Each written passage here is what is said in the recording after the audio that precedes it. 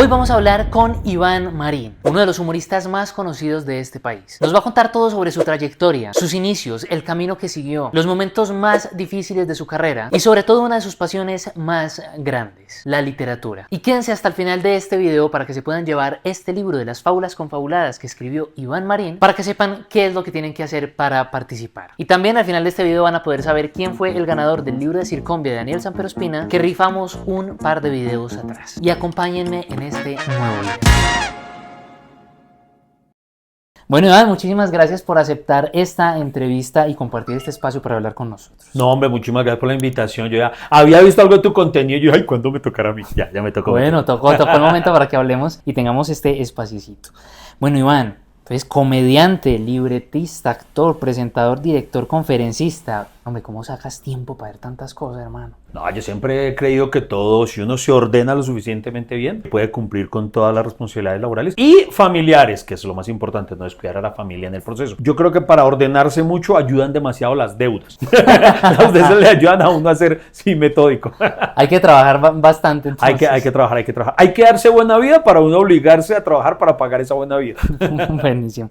Bueno, ¿y tú cómo arrancaste en este mundo?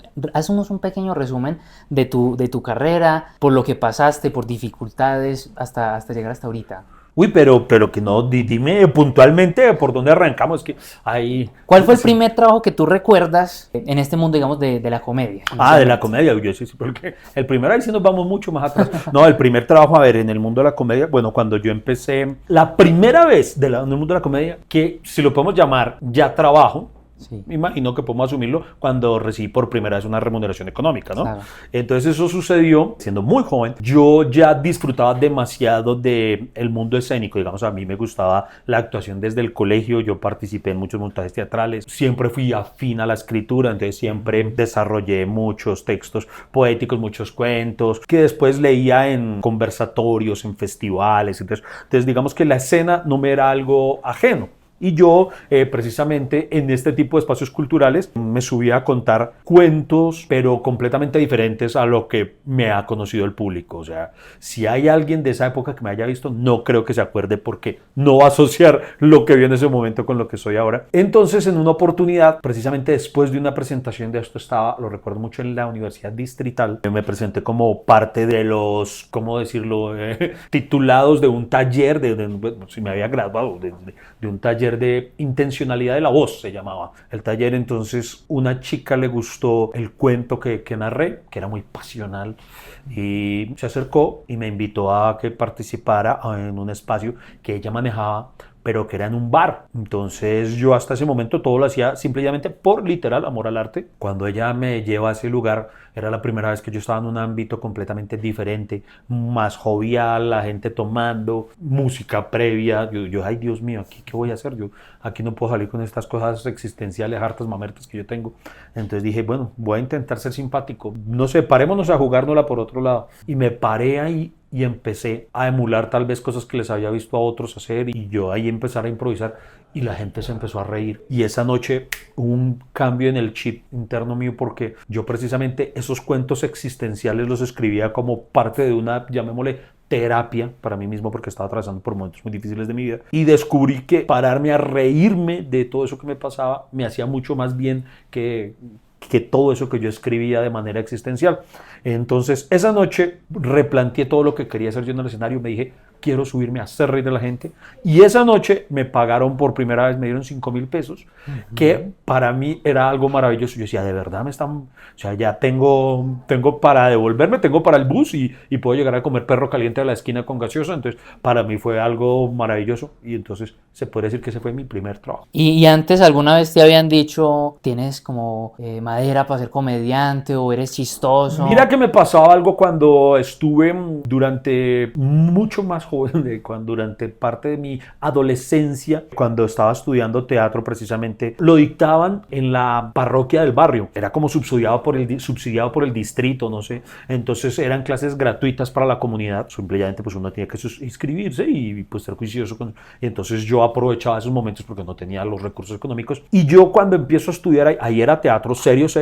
Entonces recuerdo que para una Semana Santa se empezaron a preparar varios montajes teatrales para para cada día, cada noche a lo largo de la Semana Santa presentar una obra de teatro a la comunidad. Y yo era todo proactivo, entonces yo participé como creo que en 4 de los 7 montajes que se hicieron y 2 eran comedias, otros 2 no lo eran. Pero en los que no lo eran, cuando yo interpretaba mis partes la gente se reía. Y yo decía, pero a mí eso me chocaba. Y todo me decía, es que usted es muy chistoso. Y yo no. Entonces yo me creía el que iba a ser el próximo Robert De Niro, no sé. Yo decía, no, pero no se rían, que esto es algo serio. Tan serio es que imagínate, estamos hablando de que en uno de esos montajes, ese sí no era tanto montaje teatral, era más una, se le puede decir comparsa, creo. Era recorrer todo el barrio haciendo como el Vía Crucis, recreando el Vía Crucis con las distintas estaciones y toda la cosa. Y adivinen quién era Jesús. Claro. Entonces se supone que tenía que ser muy serio, claro. Pero yo no sé, en los ensayos se reían. Ese montaje en particular lo dirigió una monja española que era muy de mal genio y se molestaba demasiado conmigo porque pensaba que yo estaba saboteando de manera intencional el montaje solamente por mamá. Y yo le decía, pues que yo qué culpa es de esto. Entonces yo le decía a mis compañeros, no se rían, no sean así, hombre, que vea que me están haciendo vaciar. Entonces desde ahí había indicios que yo en su momento no supe leer. Hubo momentos incluso en los que yo me molestaba cuando se reían. Por ejemplo, yo tenía cuentos en los que hacía como disertaciones que hacía el personaje, elucubraciones que hacía en torno a, no sé, cosas que pensaba la sociedad y todo. Y yo inconscientemente estaba ahí elaborando mis primeras líneas de stand-up. No sabía, porque yo decía, ¿por qué la sociedad tal y tal cosa? Y cuando decía esto en escena, la gente se reía. En puntos en los que yo esperaba era como que hicieran como, ¡oh, qué profundo es! Y pura mierda, lo que hacían era reírse. Yo decía, ¿por qué ríen, por Dios santo? Solo con el tiempo entendí que todo eso era... Dios a uno le muestra camino, lo que pasa es que uno es porfiado, a veces no se da cuenta. Claro. Y me imagino entonces que, bueno, ahí tuviste muchos trabajos, comenzaste a trabajar con muchas personas. ¿En qué momento de tu carrera tú dices, estoy ya comenzando a tener éxito? Es que el éxito yo siempre considero que es tan relativo. Digamos que mi primer gran triunfo en esta profesión es indudablemente cuando, que tal vez corría el año 2004, calculo yo, en ese entonces una emisora local de Bogotá que era muy conocida, muy popular en ese entonces, era 88.9, no la 88.9 que conocemos ahora, sino en aquel entonces era la superestación. Tenía un programa, un morning show que se llamaba El Zoológico de la Mañana, fue muy famoso en los 90. Entonces, a él se le fue su humorista estrella, que era Juan Manuel Correal, interpretando un personaje llamado Papuchis. Entonces, Papuchis decidió dejar la radio y hacer un cambio en su carrera y dar un salto a la televisión y dedicarse a otros formatos. Entonces quedó una vacante libre y Juan Carlos Villegas se inventó un formato al que denominaron en su momento el primer reality show de la radio. Entonces, ya que el programa se llamaba El Zoológico de la Mañana, lo llamaron El Safari, porque iban a salir a buscar el nuevo animal integrante del zoológico. Entonces yo me presento a esta convocatoria, que era un reality, pero en radio, para buscar al nuevo miembro del programa. Y haciendo corta la historia, yo hablo mucho, perdón, me gané el reality. Y ese fue mi ingreso a los medios de comunicación. Y desde ese momento ahí puse el pie, así como fui vendedor puerta a puerta mucho antes. Entonces una de las lecciones era, si usted logra poner el pie, ya tiene medio adentro. Desde ese momento puse el pie adentro y creo que 24 años después no me he dejado sacar. ¿Y cuál crees tú que ha sido, digamos, la estrategia que has llevado para lograr mantenerte siempre tan vigente? Porque eres de las pocas personas que yo veo que siempre está en show, está en televisión, está en películas, en Amazon. ¿Cómo logras mantenerte tan vigente? Yo creo que indudablemente la pasión por esto, o sea, yo soy demasiado apasionado, entonces siempre, y soy muy inquieto. ¿Sí? Decir creativo puede sonar pretencioso, llamémoslo inquieto, siempre quiero estar haciendo cosas. Creo mucho en el oficio de hacer, de crear. Entonces, eso me tiene siempre ahí y yo creo que de una manera inconsciente es como que no termino de creerme lo que me pasa. Entonces, afortunadamente, gracias a Dios, nunca he caído en la trampa de la fama. Entonces, siempre mi premisa es trabajar como si nadie me conociera. Siempre recordar cómo era cuando nadie me conocía, todo lo que tenía que hacer para llevar gente a un teatro, todo lo que tenía que hacer. Entonces, yo creo que eso es la premisa fundamental, camellar siempre, estar camellando, no dando por sentado absolutamente nada. A lo largo de todos estos años he visto gente, la popular, ¿qué crees? ¿Cómo es que suben como palma y caen como cocos? ¿Qué dicen? Sí. He visto mucha gente que se hizo súper popular en un reality, súper popular y al año o 2 años ya no lo recordaba nadie, el actor que se comió el cuento porque protagonizó una telenovela, así, hay miles de ejemplos. Entonces yo creo que el problema es caer en esa trampa de creerse que ya me conocen, entonces ya ya tengo esto ganado. Entonces yo creo que la paranoia finalmente de que en cualquier momento se den cuenta que no soy tan valioso, entonces me hace querer estar siempre ahí activo. ¿En algún momento de tu carrera has sentido de pronto, te has sentido frustrado porque no estás logrando lo que quieres? Digamos que en la vida de todos, no necesariamente el mundo artístico, uno siempre se ve como, pucha, ya quiero tirar la toalla. ¿En algún momento te ha pasado eso a ti? Muchísimas veces. Sobre todo, pues obviamente durante los primeros años, que fueron muchos años de, como dicen por ahí, de comer mierda. Yo tenía un chiste, ya no me acuerdo a qué altura de año lo hacía yo, pero más o menos decía que si llevo 20 años de carrera, los primeros 18 años son muy duros. Entonces, siempre al inicio, yo creo que en cualquier oficio, el inicio es muy complicado. Entonces, a mí me ocurrió muchísimas veces que yo me iba a dormir ya tirando la toalla diciendo, no, definitivamente esto no es para mí, por más que lo intento, no se logran los resultados, no lo conseguimos, no sé, mil cosas que de verdad me hacían ir a la cama diciendo, me rendí, ya hasta aquí fue. Pero no sé qué ocurría durante la noche. Yo digo, me visitaban Los Ángeles, alguna vaina ocurría, y al despertarme volví a decir, nah, si anoche tiré los guayos, hoy voy a volver a amarrármelos más duro, y volví a arrancar de nuevo. Pero entonces fueron muchas las oportunidades en las que sí pasó también, incluso ya después también teniendo éxito profesional, había metas que me planteaba que no alcanzaba, entonces que en algún momento yo decía, vida berraca, güey, ¿por qué pasó esto? ¿Por qué nos pasó? Ya con los años, con la madurez, ya uno como que ya se vuelve muy tranquilo con eso, pero sí, yo creo que la sensación de que uno fracasó en algo siempre es constante, siempre. Hay una cosa que yo siempre me he preguntado de los comediantes y de los humoristas, es, ustedes salen al escenario a hacer reír a la gente, pero cuando ustedes están tristes, ¿cómo es eso? O sea, ¿cómo se enfrentan a que tengo que hacer reír al otro, pero tengo un dolor por dentro, algo que me atormenta? Es muy complicado, digamos, en gran medida, en mi caso personal por lo menos, el mismo escenario me sana, así como muchas veces hay personas que nos manifiestan cuando nos saludan o por medio de las redes sociales, nos dicen, ustedes me acompañan y me hacen olvidar mis problemas durante el tiempo que dure el programa o durante el tiempo que dure el show, toda la cosa. A veces ocurre lo mismo. Yo puedo estar súper problemado y me olvido de todos esos problemas mientras estoy en el escenario. ¿Cómo les parece la noticia? Pero tienen como miedo. No. Cuando yo empecé en esto, yo creo que parte de lo que me ayudó a alcanzar a volverme medianamente bueno en ese momento fue la necesidad imperiosa que yo tenía de estar subiéndome siempre hacerlo para olvidar mis problemas, porque yo tenía una vida de mierda, entonces yo necesitaba siempre estar ocupado, siempre, no perdía cualquier oportunidad de presentarme aquí, allá.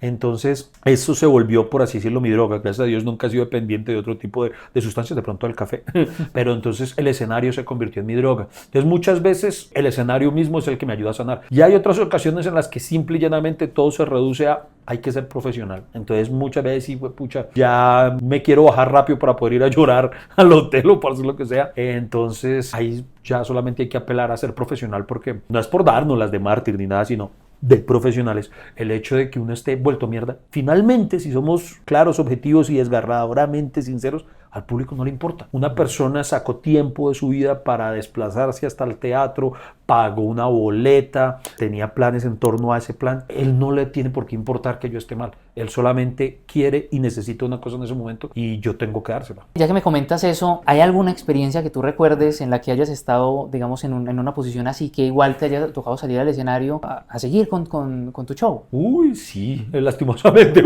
hay muchas que recuerdo. Pero hablemos de un episodio grande, más que en una sola situación. El año pasado, no sé en qué momento estoy viendo esto, a lo largo del 2023, volví a experimentar algo que yo creía superado, que está asociado a problemas de salud mental que tenía que afrontar desde mis inicios, pero volvió, no sé por qué, con una fuerza muy grande, y empecé a experimentar algo que jamás me había sucedido, que son como ataques de ansiedad y pánico, que jamás los había vivido. Precisamente como te decía ahorita, el escenario era mi cura, y empecé a manifestarlos en el escenario o momentos previos a la escena, y eso jamás me había pasado.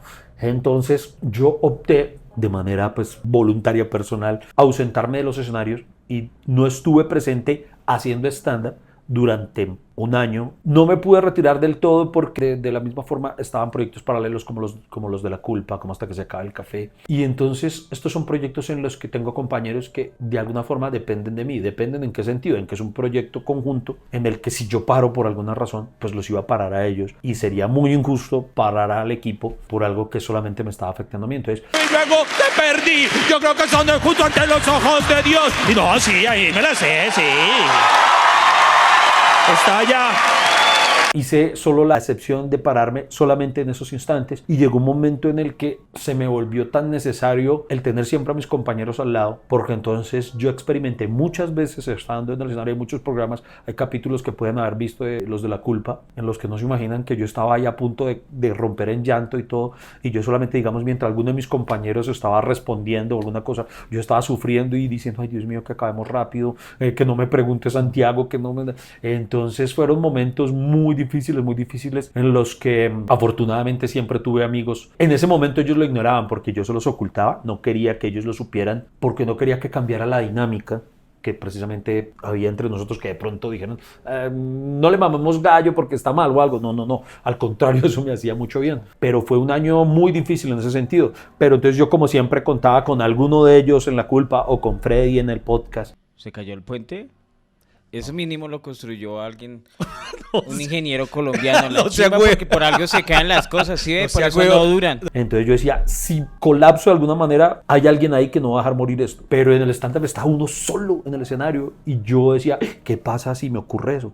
Entonces, para evitarlo, decidí no hacer stand-up como durante un año. Me estabas contando que antes de empezar con el mundo de la comedia, pues te gustaba escribir, te gustaba mucho leer. ¿De dónde viene esa pasión? ¿En tu familia de pronto has estado rodeado de eso? La pasión por la escritura, sí, no sé, de verdad es algo que se dio completamente natural desde muy niño. La lectura, sí, debo decir que fue influencia de mi papá. Mi papá es un gran lector, un lector ávido, y para mí siempre fue normal ver libros. Mi casa nunca fue de abundancia económica, pero para mí siempre fue normal ver libros, porque mi papá siempre fue un coleccionista de libros.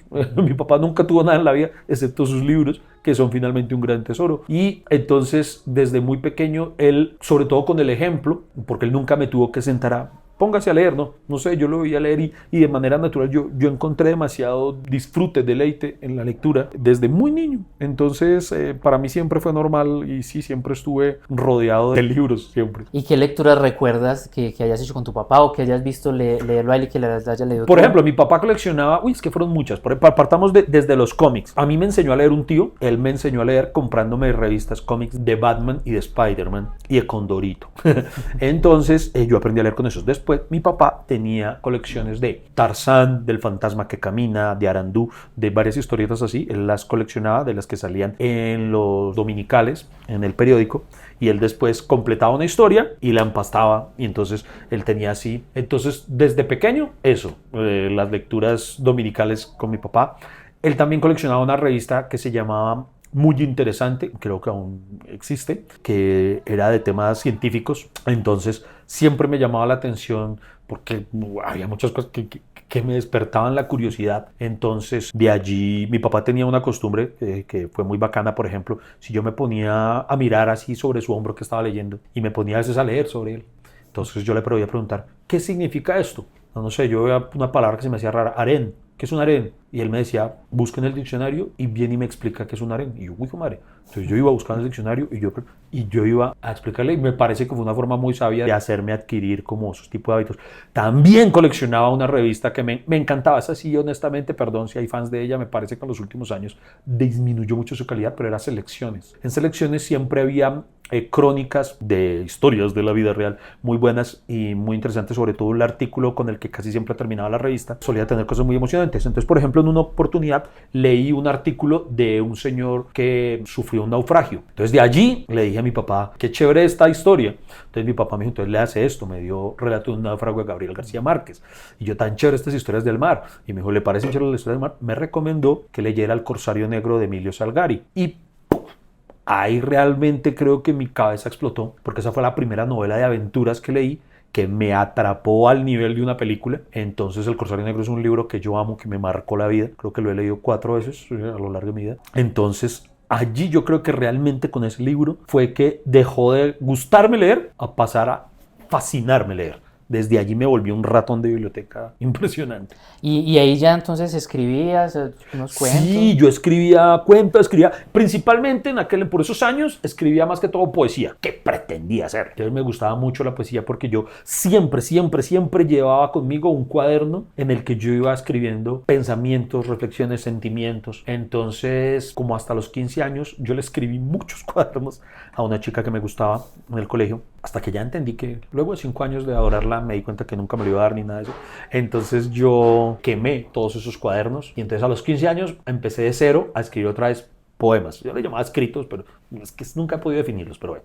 Y escribí muchos también, mucho tiempo.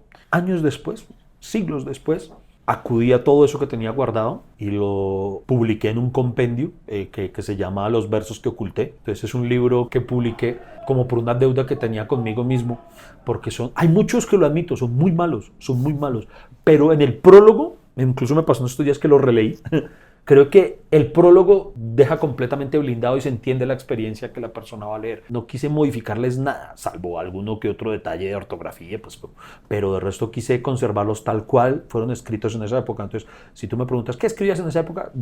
Leyendo el libro puedes hacerte una idea. Ahí pueden encontrar entonces el Iván de hace unos años. Sí. Y veo que tienes otros libros que tengo aquí anotados que son 101 razones para leer este libro, Supéreme este, Cuentos que ni pa' qué le cuento. Esos 3 libros, con mi esposa lo llamamos como si fueran una trilogía de humor. Los 3 son de humor, pero abordado de distintas maneras. Cuentos que ni pa' qué le cuento son cuentos parodia de los cuentos tradicionales, de cuentos de los hermanos Grimm, de Hans Christian Andersen, de Perrault, pero entonces traídos a un contexto actual y de crítica social. Entonces son cuentos para mamar gallo, o sea, no son para niños, son cuentos para adultos, por medio de los cuales, con algo de humor, digo cosas de la sociedad. El segundo, Supérame este, es un libro de humor, pero una parodia de los libros de superación personal. Yo leí mucha superación personal durante aquellos años que te contaba, hasta que llegó un punto en el que ya como que empecé a encontrar que casi todos se repetían en muchísimas cosas, tenían muchos trucos que me empezaron a parecer graciosos a la medida que los leía. Entonces yo siempre tuve esa idea de algún día sería chévere reírme de esto. Y eso fue Supérame este, es una parodia de los libros de superación. Y el tercero, 101 razones para leer este libro, es básicamente un compendio de artículos independientes. Uno de mis autores favoritos, de los que más me marcó en ese tipo de escritura humorística, es Daniel Samper Pisano. Yo leía juiciosamente siempre los viernes en la revista Carrusel su sección postre de notas y me gustaba eso, que uno nunca sabía qué se iba a encontrar el próximo viernes. Podía hablar de un tema completamente diferente, solamente había un común denominador que era el tono Daniel Samper. Entonces este libro es eso, como un compendio de artículos completamente random, aleatorios, ninguno tiene que ver con ninguno y son solo textos humorísticos independientes. Buenísimo, Iván. Para no quitarle tampoco mucho tiempo, creo que ya te trajeron ahí el sanduchito. Ay, Dios mío, que hay show. Sí. Y estamos en el Teatro Santa Fe todos los viernes. ¿Cómo se llama la obra? Hablemos un poquito. Ahorita estamos presentando un show que se llama Desde que se inventaron las excusas. Entonces estoy muy contento. Es mi regreso luego de la ausencia que te había contado. Entonces estoy muy feliz porque está chévere, está sabrosa la temporada. Qué bueno, para que vengan por aquí. Y en estos formatos estoy intentando hacer un experimento que es de los libros que tú has escrito, se lo quiero regalar a una de las personas que esté viendo este video. ¿Cuál de esos 4 libros de los que hemos hablado? O 5, porque también hay un quinto que es Fábulas confabuladas. Ese fue el que lancé este año. Me dio por incursionar en la literatura infantil. También me ha gustado mucho la literatura infantil y en algún momento yo me puse a pensar, cuando hablamos de fábulas siempre nos remontamos a Esopo, a Samaniego, a todos, lo más contemporáneo uno diría Rafael Pombo. Entonces yo dije, pucha, pero ¿qué es que los fabulistas se acabaron o qué? Entonces desde hace mucho tiempo también tenía la idea de escribir fábulas y quería en este caso publicarlo para mi hija, dedicado a ella, y me tiene muy contento la experiencia, que es un reto también hablarle a los niños en otro tono, sin tratarlos como idiotas. A mí me da rabia que a veces los quieren tratar como idiota y tampoco. Sí. Entonces, estoy muy orgulloso de lo que se logró con ese libro. Sí. Entonces, si quieres, podemos regalar ese libro o cualquiera de los No, pues yo me iría con Las Fábulas confabuladas, precisamente creo que es un libro del que, como te digo, me siento muy orgulloso, porque además quedó muy bonito, nos quedó muy, muy lindo realmente, y pues no, me parecería muy chévere que de pronto a los que nos están viendo y que tengan hijos y quieran quieran. Me gustaría, me sueño poder aportar un granito de arena, que algún día, el día de mañana también, cuando alguno de esos niños sea famoso y le pregunten, ¿qué libro te marcó? Oiga, Las fábulas confabuladas. Buenísimo, entonces las personas que están viendo esta entrevista, en la descripción de este video van a poder encontrar los pasos para poder que participen y se puedan llevar este libro de Iván. Y no, nada, Iván, muchísimas gracias por compartir este espacio, por abrir tu corazón, contarnos tantas cosas, que de verdad es muy valioso, y haber sacado tiempo de tu agenda tan apretada. No, hombre, Hermano, muchísimas gracias siempre que pueda para hablar de un tema tan que me apasiona tanto como la lectura. Entonces también síganme en la cuenta de Instagram, @parchelectura. Entonces, no, siempre que pueda, ojalá también tengamos otra oportunidad en la que haya más tiempecito. Claro que sí, Iván, no, muchísimas gracias, hermano. Muchísimas gracias, de verdad. Gracias.